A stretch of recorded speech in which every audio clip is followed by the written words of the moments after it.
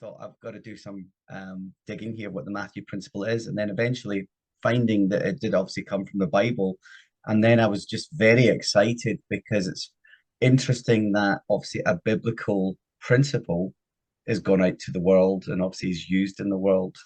So obviously today's um, talk is all about the Matthew principle. So it really comes from Matthew 25, verse 29.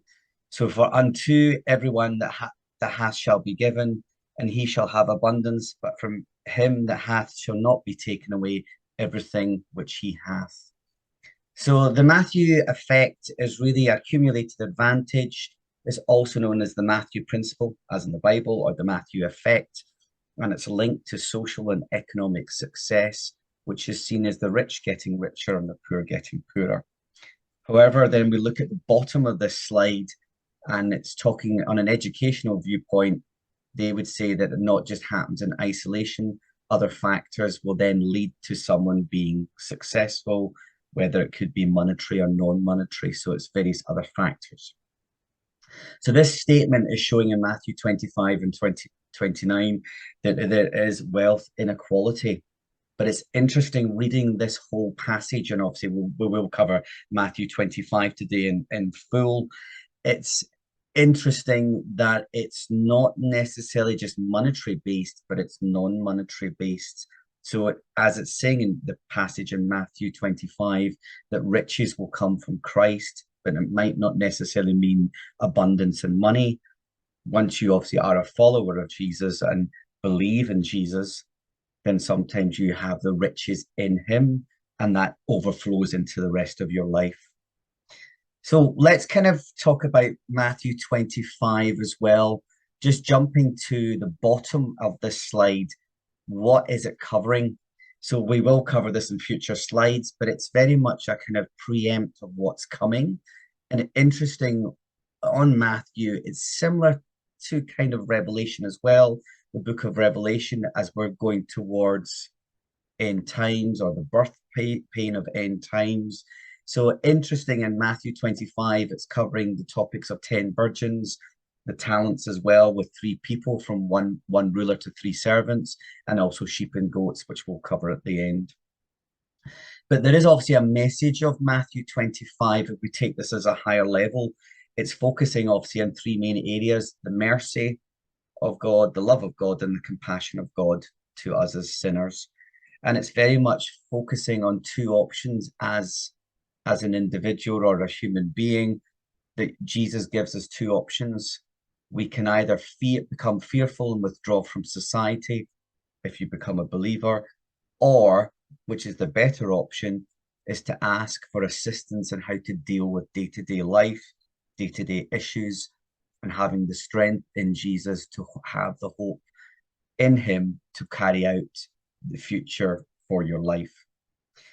So if we go back to Matthew 24 as the preempt to Matthew 25, Jesus is obviously meeting with his disciples at this time, and it's meeting obviously in the Mount Olive, which I had to, interesting obviously because it's the name of the church, but obviously disciples sitting on the Mount of Olive here, and they're pondering what's happening next.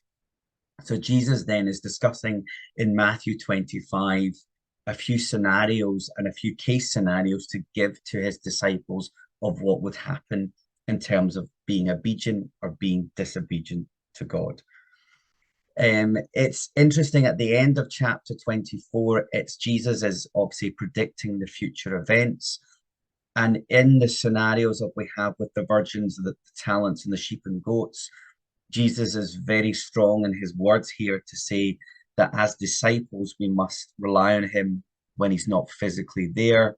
So now obviously Jesus is omnipresent, and obviously we can pray to our Father, and obviously he can obviously give us our daily bread, as it is obviously in a daily devotional as well.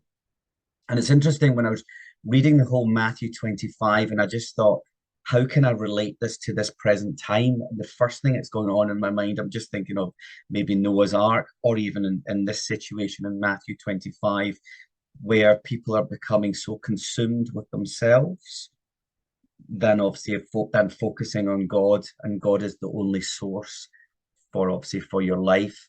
So this is particularly very useful in terms of what's happening in the future and what will happen in the future. So the parables here are kind of used to explain things. And again, it's giving us a story and a case scenario of obedience and disobedience. And it's also, I think, the whole thing with Matthew 25, probably to about the last 20 verses of Matthew 25, talks about how to live as a disciple prior to his return and what would happen, obviously, to you again, obviously, when Jesus returns. So we've got Matthew 1 to 2 and then 8 to 12. And the first parable we're given here is the 10 virgins. So just jumping to the bottom, and it's basically, it's always like a lessons learned. I think it particularly relates to me because obviously I do IT, we do have a lessons learned. So at the end of a project or a scenario or a process, what have you learned? So I think particularly with verse 1 to 2 and 8 to 12, the first thing that was just really when I was reading this and rereading this, the first thing that was kind of forecasting, well, the word forecasting came up, or being kind of always having the mindset of being ready, or having a kind of mindset of thinking outside the box and always being prepared. So obviously we have obviously the Scouts. I think it is a worldwide organization. One of their mottos is being prepared. And the first thing I think, particularly with the oil and the lamps here, they were saying obviously the five virgins didn't have enough oil, where the other five did, and they tried to borrow from them.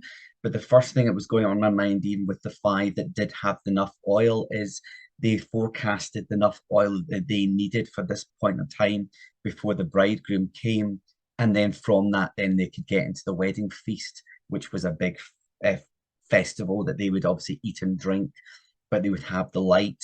It's particularly very interesting here, the whole messages of light. So it's obviously the light of the world, the light of God's message here, but it's always keeping your light on. So it's forecasting, always being ready and being prepared. I think particularly towards the end of the Bible, it talks about Jesus' return, that you never know the date or the time, but you've always got to be ready and always be ready in all circumstances. So it's interesting here on the reverse of the five virgins that didn't have enough oil, they obviously had to go out and buy oil. But because they did that and they weren't ready and they weren't forecasting of having enough quantity of oil, they were eventually not allowed in the wedding feast because they'd arrived too late and the doors were locked. So the message really here of verses 1 to 2 and 8 to 12 is basically always really being ready and prepared, and always being ready to show your light as obviously being a disciple of God. Then the kind of second parable here in 14 and 15 is really focusing on the talents. So what I've kind of covered here as well, at this time, obviously in the present time, it would be monetary, it would be money, so it would be currency. But at that time, it would probably more be a metal or some type of similar to metal, which could be then bought and used in markets. But here we have a wealthy man here is instructing three servants. So two of the three servants have obviously done what they followed the instruction, they'd been obedient, and they'd made a profit on the amount they were given. It's probably more equivalent now if someone asks you to open up a bank account with a high interest rate, you would obviously have maybe double or triple you would get back from the amount you've deposited into the bank. But interesting here, the third servant obviously didn't obey because obviously they were worried. I think obviously it says here in 14 and 15, they were kind of scared of their master. They weren't willing to follow instruction. And from this, obviously, hiding the money. So obviously they gained no interest or no profit from money they were given. And from that, they were thrown, it says, into the darkness because they were being disobedient. So sometimes I think as Christians, and this applies to myself and everyone listening on this, I think sometimes we, as human beings, we think we're very kind of limited in our resources. We're maybe I sometimes find I'm like a small person and God is in the bigger picture of the whole wide world. And God's looking down and he's almighty. And obviously I'm just a small human being.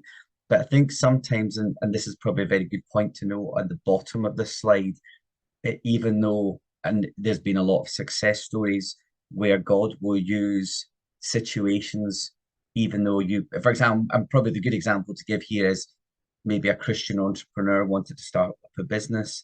They might not have enough capital, but they have the idea and the mindset, and they just go and start. So sometimes when God gives you a gift or develops gifts through your lifespan, it's basically using the assets, resources, and abilities, skills, and materials God has given us.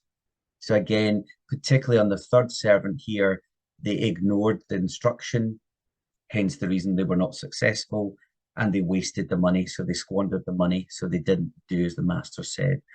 So it's very much here, it's obeying the master, it's being obedient to the master. And from that as well, it also will be fruitful within the result. So as it says in the Bible, being a faithful servant can obviously lead to future promises.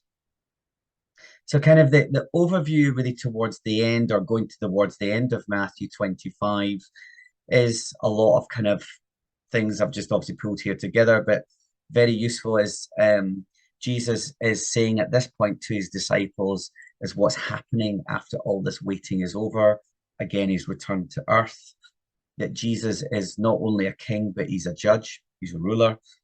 That the parables listed here show the end time areas and the effects and results, particularly with the main theme of being obedient and disobedient. What is the circumstances and the results of not of being obedient or being disobedient? And I think particularly with the virgins again, is no exact date or time is listed for this return, but we always have to have our lives ready. We always have to be ready and waiting and living every day as obviously he is coming back. As obviously we heard today, one of the songs was Jesus is coming back. So I thought it was very apt. And I think particularly again towards the end of 25 is Jesus sitting on the throne and he's splitting the two people into two groups, which will come in the next couple of slides. So obviously I didn't take a picture of sheep and goats because this is obviously mentioned towards 13:1 to verse 40 or verse 25. But it's interesting with sheep and goats, they're two types of different type of animals. So I'm more thinking particularly when I've been on a farm or I've visited a farm, sheep are more flock-based animals. They'll go together in a flock. I particularly find this in lambing season, that you'll have the family stays together as a unit, or there's various families with baby lambs. So they're flock-based animals, so they follow a leader. I'm also thinking particularly as well, which is very popular here, is you have also farming shows where you have border collies or working dogs herding the sheep, as like the sheep going to the shepherd going to a master, so they follow the master. They have that kind of instinct. Whereas goats are individual creatures. And I think particularly my experience of goats, I do remember I tried to stroke a goat and I almost got bitten. So they're very independent, they're very stubborn creatures. They're not like a group of goats. So they're very kind of stubborn and strong-willed. So it's very hard to change them. And I think obviously in this passage here, it's kind of showing here that there's two different types of groups. You've got an obedient, loyal, and faithful. So it's very much having a servant heart as like a sheep, whereas the goats are more disobedient, independent, and stubborn. So they don't follow the leader. They'd rather follow themselves than obviously follow a leader. Interesting again from obviously this last towards the end of chapter 25 is it's kind of focusing very much on the saving faith, the salvation in Christ, and obviously the having him as the ruler. And I think particularly as sheep, as like human beings or followers of Christ, we should love one another, love God, and also that also God can meet our needs. So in that in verse 33 to 40, obviously it covers that. So also on sheep and goats as well, it's again splitting out again towards the end of chapter 25. It's obviously Jesus is giving obviously strong judgment on those who disobey him, and obviously then stating what the reactions would be if you disobey, from obviously sinful behavior and actions leading to eternal fate. Interesting, when I've been doing a lot of research in Matthew 25, it does also focus again, particularly with Revelation and the birth pains and obviously Jesus' return and everything else that's happening before that. And then on the other thing, just at the bottom here of this slide, is the word Olivet discourse completed. So obviously Jesus is completing his earthly mission, which includes his death of his enemies.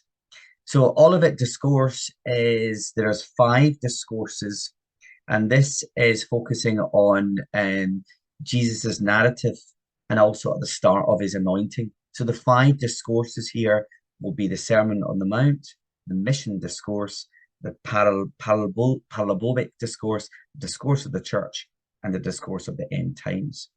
So all of it in Hebrew, converting that into English, means the olive tree. And the word for discourse is the most relevant to this passage would be to give forth.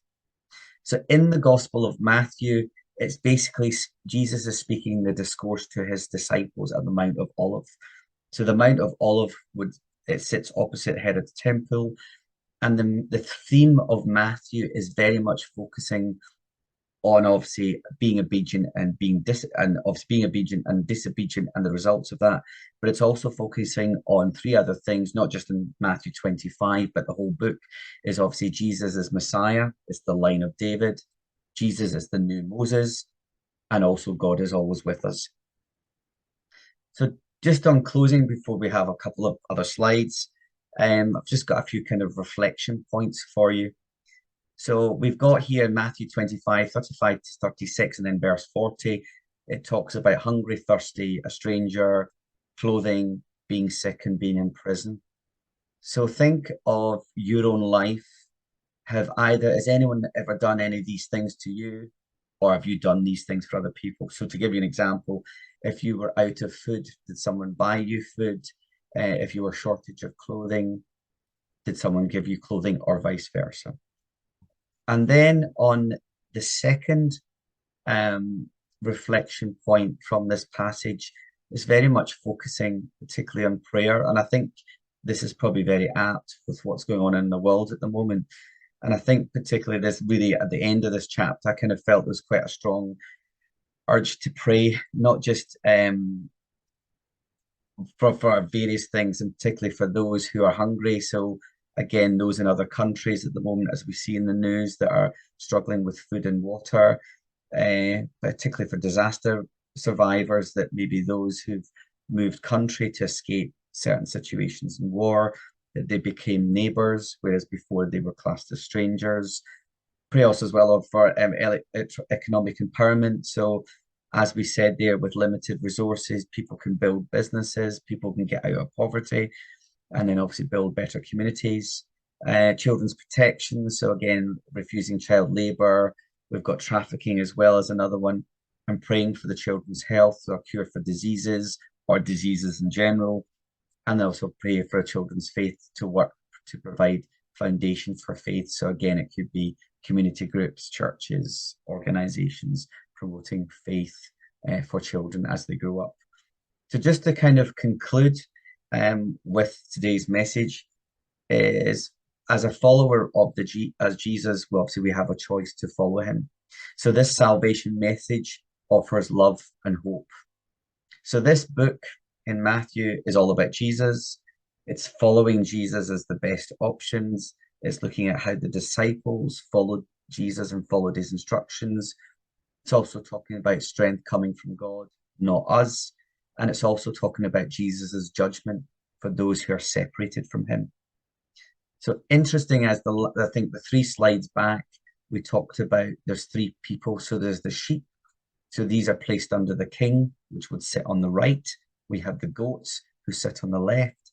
And we have another group, which is other, which are hungry, thirsty, or strangers, or those necessarily in prison that you need to minister to become sheep.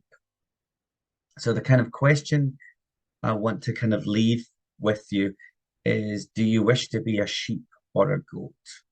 So think of that as well. And then just going very back to the very first slide is obviously the riches here are not necessarily in monetary values, but they are non-monetary values, which would be things that are not necessarily seen, but unseen. So obviously God being omnipresent and obviously could give you eternal life and riches in your own life.